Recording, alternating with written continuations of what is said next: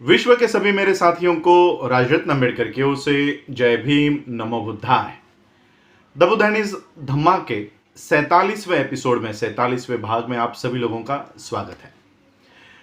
धम्म क्या है ये हम लोग देख रहे हैं, और जैसे कि हमने इस पाठ की शुरुआत की थी तभी शुरुआत में बता दिया था कि धम्म क्या है। इसके 6 चैप्टर्स हैं। 5 चैप्टर कल तक हम लोगों ने देख लिए है कि धम्म क्या है। आज धम्म क्या है इसका आखिरी चैप्टर है।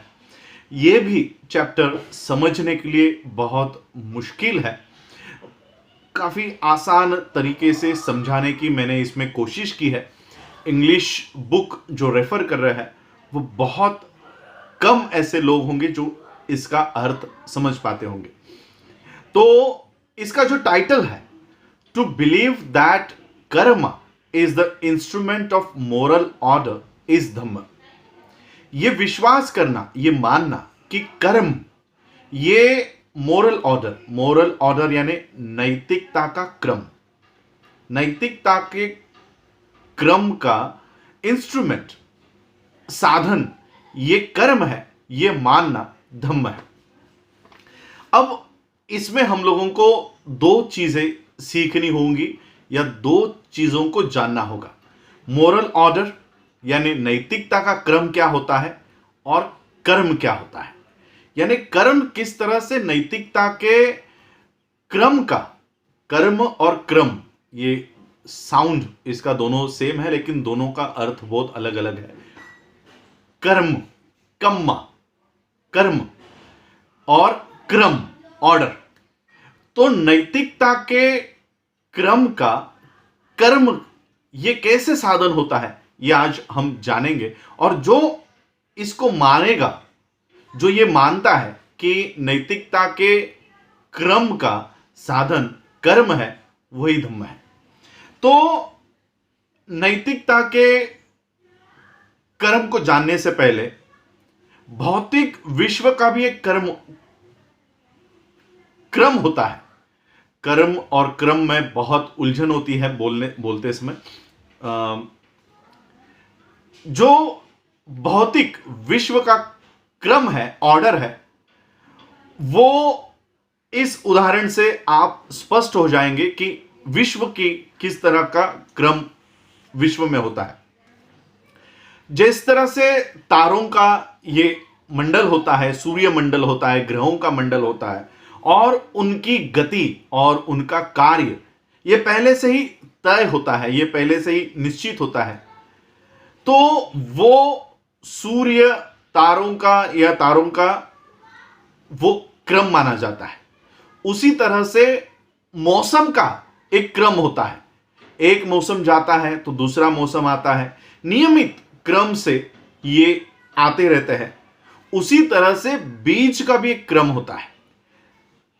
बीज से पेड़ उत्पन्न होता है, फिर पेड़ से फल उत्पन्न होता है, और फिर फल के बाद बीज उत्पन्न होता है। ये इसे कहते हैं विश्व का क्रम, भौतिकता का क्रम।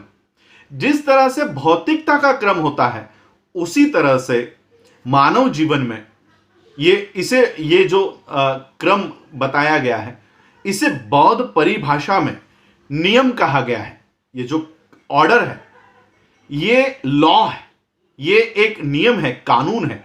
ये कानून कहा गया है, ऐसा कानून जो नियमित क्रम से उत्पन्न होता है, जो नियमित क्रम उत्पन्न करता है। जैसे ऋतु, सीजन, ऋतु का नियम, जैसे बीज का नियम। तो बौद्ध परिभाषा में इसे कानून कहा गया है। उसी तरह से जिस तरह से ये भौतिक कानून है, भौतिक क्रम है, उसी तरह से मानव समाज में भी एक क्रम होता है जिसे कहते हैं नैतिक क्रम। मगर यह उत्पन्न कैसे होता है? जैसे बीज से पेड़ उत्पन्न होता है, पेड़ से फल उत्पन्न होता है, और पेड़ फल से फिर बीज उत्पन्न होता है। तो ये मानव समाज में ये जो कानून लागू है ये कैसे उत्पन्न होता है और इसे कैसे कायम रखा जाता है, इसे कैसे मेंटेन किया जाता है, इसे कैसे लागू किया जाता है या बनाए रखा जाता है। जो लोग भगवान पे विश्वास करते हैं उनके लिए इस सवाल का जवाब बहुत ही आसान है। उनके लिए इसका जवाब ढूंढने में कोई कठिनाई नहीं होती। उनका जवाब होता है कि उनके हिसाब से ये जो नैतिक क्रम है ये दैवी या ईश्वरीय व्यवस्था से उत्पन्न होता है और भगवान या ईश्वर इस नैतिक क्रम को बनाए रखता है।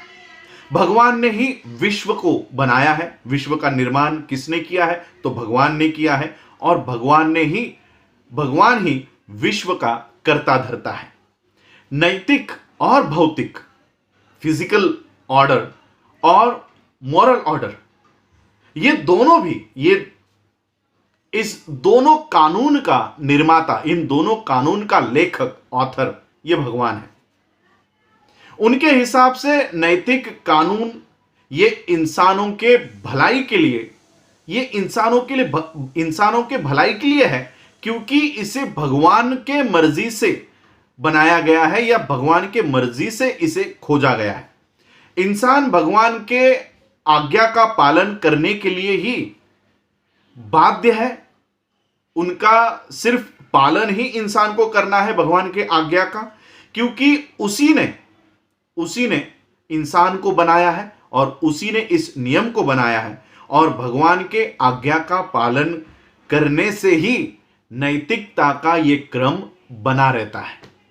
ये मॉरल ऑर्डर मेंटेन कैसे होती है? तो भगवान के आज्ञा का पालन करने से ही नैतिकता का क्रम इस दुनिया में, इस ब्रह्मांड में बना रहता है। जो ये मानते हैं कि भगवान ने ही नैतिक क्रम की व्यवस्था कायम की है, वो उनका मुद्दा साबित करने के लिए इस तरह की ये सारी बहस, इस तरह के सारे मुद्दे उपस्थित करते हैं। इस तरह का स्पष्टीकरण बिल्कुल भी समाधान कारक नहीं है, सैटिस्फैक्टरी नहीं है।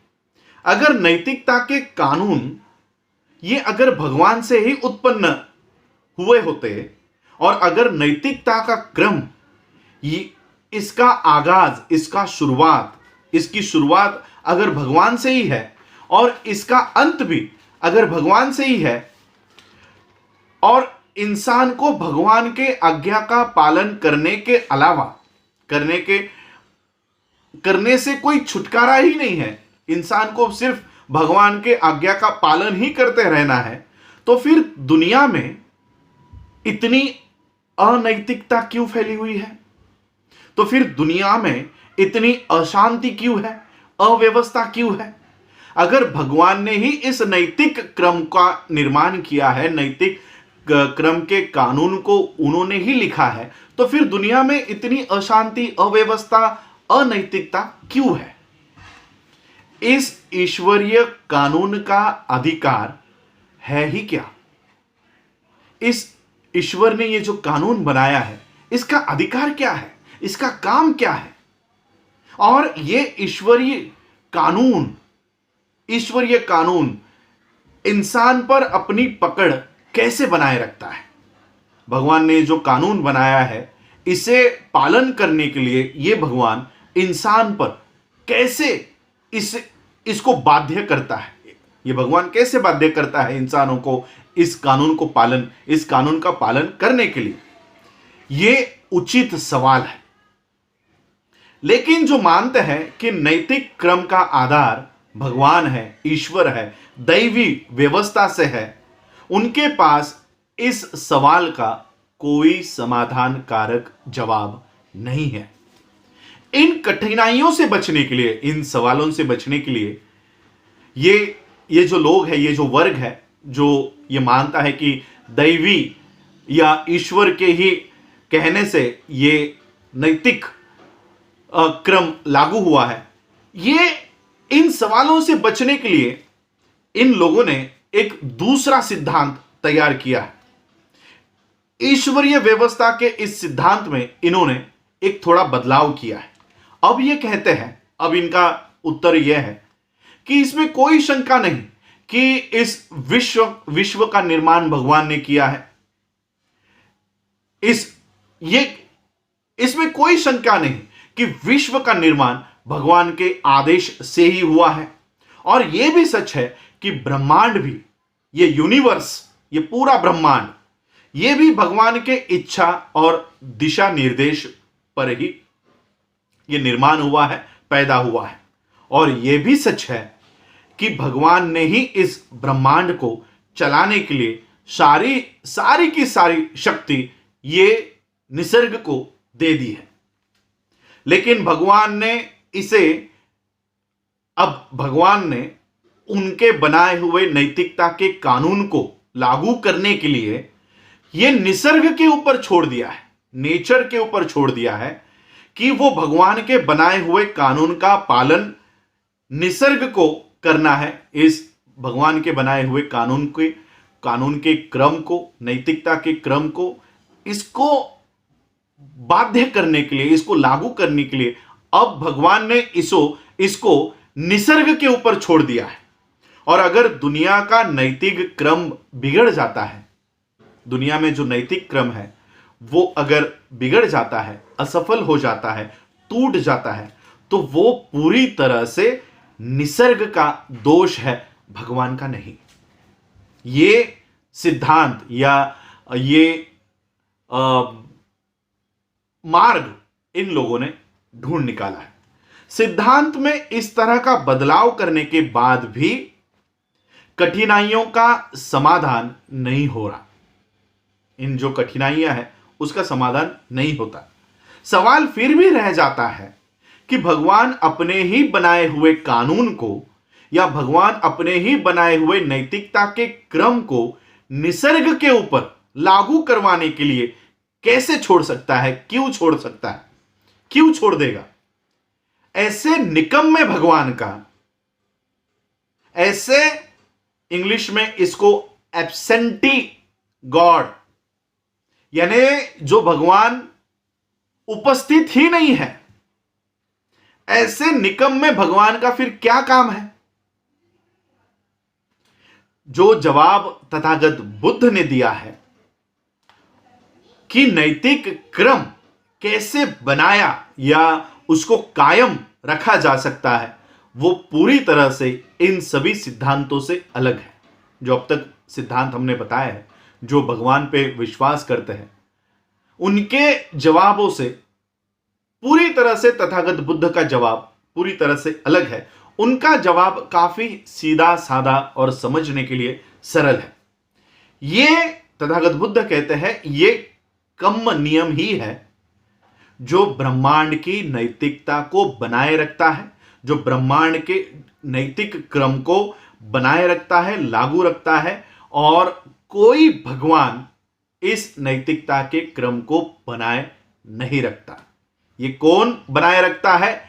कम्म नियम। यहां पर इंग्लिश में भी डॉक्टर बाबा साहब अंबेडकर जी ने जो शब्द प्रयोग किया है वो कम्म लिखा है, KAMMA, कम्म। कम्म का अर्थ कर्म, कर्म के नियम। अब किसी लोगों को कम्म बोला तो शायद समझ में नहीं आएगा, इसलिए मैं कर्म यह शब्द का प्रयोग करता हूं, लेकिन बुक में कम्म यह शब्द का प्रयोग किया गया है। ब्रह्मांड का नैतिक क्रम अच्छा है या बुरा है, लेकिन वो पूरी तरह से, अब ब्रह्मांड का नैतिक क्रम, मॉरल ऑर्डर, ये अच्छी है या बुरी है, ये पूरी तरह से इंसानों के कर्म के ऊपर निर्भर करता है। ये पूरी तरह से इंसानों के कर्म के ऊपर निर्भर है और किसी भगवान के ऊपर और किसी के ऊपर ये निर्भर नहीं करता। कर्म मतलब इंसानों की क्रिया, कर्म मतलब जो इंसान काम करते हैं, जो इंसान का कर्म है, जो एक्शन, ह्यूमन एक्शन है, उसी का मतलब कर्म है। और विपाक का मतलब क्या होता है? विपाक का मतलब है जो कर्म करने के बाद जो परिणाम आते हैं उसे कहते हैं विपाक। अगर नैतिक क्रम अच्छा है तो उसका मतलब है कि इंसानों का कर्म अच्छा है, और अगर नैतिक क्रम बुरा है तो इसका मतलब है कि इंसानों का कर्म, इंसान अकुशल कर्म कर रहा है। अगर ब्रह्मांड का नैतिक क्रम अच्छा है तो इंसान कुशल कर्म कर रहा है, अगर ब्रह्मांड का नैतिक क्रम बुरा है तो इंसान अकुशल कर्म कर रहा है। बुद्ध ने केवल कर्म की इतनी ही बात उन्होंने नहीं समझाई है, सिर्फ कर्म के बारे में उन्होंने नहीं बताया, कर्म के नियम या कर्म के कानून को भी उन्होंने समझाया है। कोई भी कुशल कर्म के अच्छे परिणाम पाने से कोई भी इंसान कभी भी वंचित नहीं रह सकता, दूर नहीं रह सकता। हर इंसान अपने कुशल कर्म करने के बाद उसको उसके लाभ, उसके बेनिफिट उसको जरूर मिलेंगे। उसको उसके जीवन में कभी ना कभी यह बेनिफिट जरूर मिलेगा। और कोई भी इंसान अकुशल कर्म करने के बाद उस अकुशल कर्म का परिणाम, उस अकुशल कर्म के परिणाम से कभी भी वो इंसान नहीं बच सकता। तथागत बुद्ध ने कुशल कर्म करने के लिए, इसलिए तथागत बुद्ध ने कुशल कर्म करने के लिए कहा है। कुशल कर्म ये अच्छे नैतिक क्रम बनाने के लिए मददगार साबित होते हैं और सारी मानवता इससे लाभ प्राप्त करती है। पूरे ह्यूमैनिटी को इसका बेनिफिट होता है। अकुशल कर्म से, अकुशल कर्म, तथागत बुद्ध कहते हैं कि कुशल कर्म करो, कुशल कर्म करो, अकुशल कर्म मत करो। अकुशल कर्म करने से बुरे नैतिक क्रम का उत्पन्न होता है और इस बुरे नैतिक क्रम का भुगतान पूरे मानव जाति को करना पड़ता है। पूरी मानव जाति इसे भुगतती है। मैं यहां पर थोड़ा सा बुक का एक्सप्लेनेशन रोकता हूं ताकि आपको इस बात का एक एग्जाम्पल दे सकूं। जैसे आज हम लोग सभी लोग लॉकडाउन में घर पर बैठे हुए हैं, इसकी वजह है कोरोना वायरस। अब ये कोरोना वायरस किसी एक व्यक्ति के वजह से पूरे विश्व में ही फैला होगा। भारत में भी कुछ गिने चुने लोग विदेश से भारत में आए और फिर भारत में कई जगह पर वो गए होंगे, अलग अलग स्टेट्स में गए होंगे और फिर वो उनके बर्ताव के वजह से और जो प्रिकॉशंस लेने चाहिए थे वो उन्होंने नहीं लिए, तो वो पूरे भारत में फैल गया। ये एग्जाम्पल यहां पर फिट बैठता है कि किसी एक व्यक्ति के अकुशल कर्म करने से पूरे मानवता की ये जो भौतिक क्रम है, ये मानवता को पूरा इसको सहन करना पड़ेगा। इसका जो भी परिणाम होगा वो पूरे मानवता को सहन करना होगा। तो चलिए फिर से बुक की ओर आते हैं। जब कोई कर्म करता है तो उस कर्म का परिणाम आने में कुछ वक्त लग सकता है। अब कर्म और परिणाम, इन दोनों में कुछ गैप है। कर्म करने पर परिणाम होने में कुछ वक्त लगता है और तथागत बुद्ध ने इन तीन चार वक्तों का विभाग तथागत बुद्ध ने बताया है। इसी दृष्टि में कर्म या तो दिट्ठ धम्म वेदानीय कर्म, फिर से एक बार मैं दोहराता हूं, दिट्ठ धम्म वेदानीय कर्म यानी तुरंत परिणाम देने वाला कर्म, ऐसा एक्शन जिसका परिणाम ये तुरंत आ जाता है। दूसरा उपपज्जो वेदनीय कर्म यानी इसका परिणाम कुछ देर के बाद हासिल होता है। ऐसे कर्म जिनके परिणाम कुछ देर के बाद होते हैं। और उसके बाद अपौरापर्य वेदानीय कर्म यानी ऐसे कर्म जिसका परिणाम अनिश्चित समय पर प्राप्त होता है। कर्म यानी कर्म अहोसी कर्म भी हो सकता है। अहोसी कर्म मतलब, अहोसी कर्म के अंतर्गत ऐसे कर्म जिनका कोई परिणाम ही नहीं है, ऐसे कर्म जिनका कोई परिणाम नहीं। अहोसी कर्म के अंतर्गत वो सभी कर्म आते हैं जो बहुत कमजोर होते हैं, जो बहुत नाजुक होते हैं, जिनका प्रभाव बहुत ही कम होता है। ये अन्य कर्मों द्वारा हमारे दूसरे कर्मों में ये कर्म छुप जाते हैं या इनका प्रभाव कम हो जाता है। ऐसे कर्म अहोसी कर्म का कहे जाते हैं जिनका कोई रिजल्ट नहीं होता, जिनका कोई परिणाम नहीं होता। इन सभी बातों से, इन कर्म के नियमों से, सभी बातों को मानकर, इन सभी बातों को जानने के बाद भी तथागत बुद्ध इनका जो दावा है ये कहीं पर भी कम नहीं होता कि कर्म का कानून, उनका जो सिद्धांत है, कर्म के कानून का सिद्धांत है कि कर्म का कानून बहुत ही कठोर होता है, निष्ठुर होता है। जैसा कर्म करोगे वैसा फल मिलेगा। वो कभी कभी दया नहीं दिखाएगा। और इसी तरह से तथागत बुद्ध का जो दावा है कि कर्म का कानून ये निष्ठुर है, निष्ठुर होता है, कठोर होता है, ये उसके परिणाम के आने के समय के बावजूद भी तथागत बुद्ध का ये दावा कहीं पर भी कम नहीं समझा जाना चाहिए। कर्म के कानून के सिद्धांत की संकल्पना का मानना ऐसा जरूरी नहीं है कि कर्म करने वाले पर ही उसका परिणाम भुगतना पड़ता है। जैसे फिर से हम उस वायरस को लेकर चलते हैं कि जिसको इसकी बाधा हुई है सिर्फ उसी को इसका परिणाम नहीं भुगतना पड़ रहा, पूरा विश्व इसका परिणाम भुगत रहा है। तो कर्म के कानून के सिद्धांत की संकल्पना ऐसा मानना नहीं है कि ऐसा जरूरी नहीं है कि जो कर्म कर रहा है सिर्फ उसी को उसका परिणाम भुगतना पड़ेगा। यह बहुत बड़ी भूल हो सकती है, ऐसा मानना बहुत बड़ी भूल हो सकती है। कभी कभी किसी इंसान की कृति किसी और को उसका परिणाम भुगतना, उसके परिणाम भुगतना पड़ सकता है। इसी तरह से कर्म का नियम या कानून काम करता है, या तो ये नैतिकता के क्रम को बनाए रखता है या उसे उजाड़ देता है।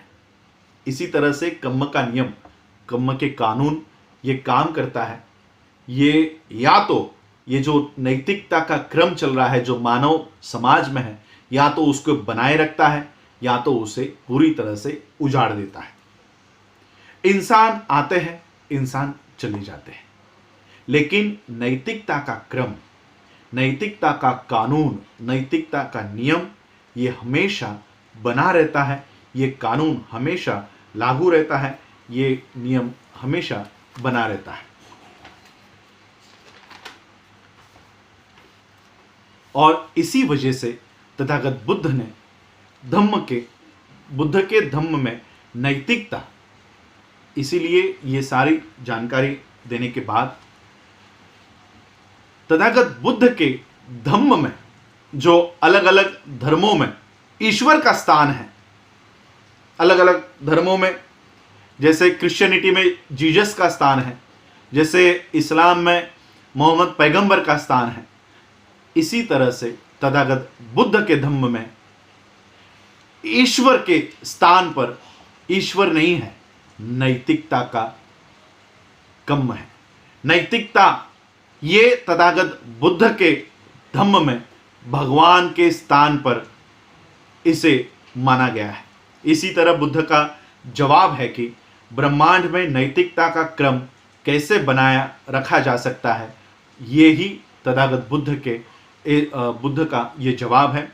वो काफ़ी सरल है और इसका कभी खंडन नहीं हो सकता, ऐसे तथागत बुद्ध का ये जवाब है। इतना समझाने के बावजूद भी इसका सही अर्थ इंसान नहीं निकाल पाता, इंसान इसका सही अर्थ स्पष्ट नहीं कर पाता। कई बार कहने के बजाय हमेशा इसे गलत तरीके से समझा जाता है। बहुत लोगों को ये समझ में ही नहीं आता कि कर्म का नियम या कर्म का कानून ये तथागत बुद्ध का नैतिकता क्रम कैसे बनाए रखा जाता है उसका जवाब है। और यही तथागत बुद्ध के कर्म नियम का कानून का उद्देश्य भी है। तथागत बुद्ध के कर्म नियम या कर्म के कानून का यही उद्देश्य है। कर्म के कानून का मतलब सिर्फ सामान्य नैतिक क्रम से ही है, इससे ज्यादा नहीं है।